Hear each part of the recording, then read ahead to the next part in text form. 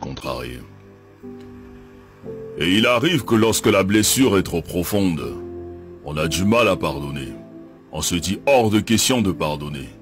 Ce que cette personne m'a fait est inacceptable.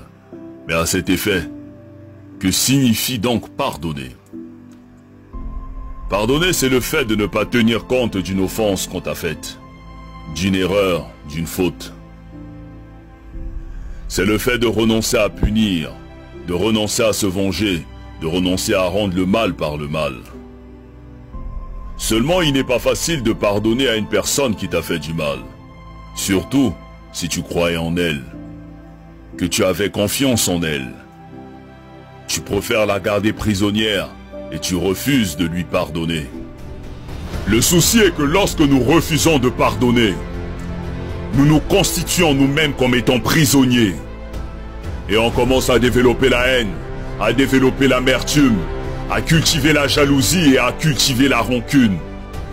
Et pourtant tous nous souhaitons que Dieu nous pardonne. Pour nos erreurs, nos offenses, nos imperfections et nos failles.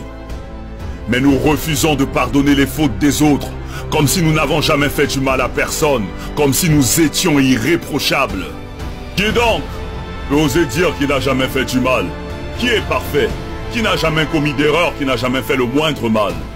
On souhaite tous que Dieu nous pardonne pour nos bêtises, mais on refuse de pardonner les fautes des autres, on refuse de leur accorder notre pardon. Et nous sommes toujours les premiers à aller à l'église, à aller à la mosquée, alors que dans nos cœurs nous avons des gens qu'on a constitués comme prisonniers. Mais jusqu'à quand allons-nous porter ces fardeaux? Jusqu'à quand allons-nous refuser de pardonner? Mais qu'est-ce qu'on gagne à détester ceux qui nous ont offensés? Parce que celui qui pardonne est celui qui a décidé d'avancer. Celui qui pardonne est celui qui a décidé de se libérer. Celui qui pardonne a fait le choix de donner un cadeau à quelqu'un même s'il ne le mérite pas. Parce que la rancune est une lourde pierre que celui qui pardonne n'a pas envie de transporter. Quand tu décides de pardonner, tu le fais d'abord pour toi-même.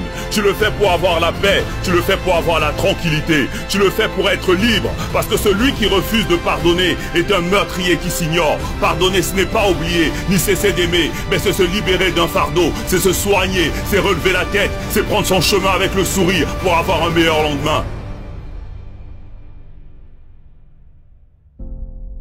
Pardonnons à toutes ces personnes qui nous ont blessés. Pardonnons pour que le Tout-Puissant à son tour puisse nous pardonner. Pardonnons pour être au-dessus de ceux qui nous ont contrariés. Pardonnons pour retrouver la paix et progresser.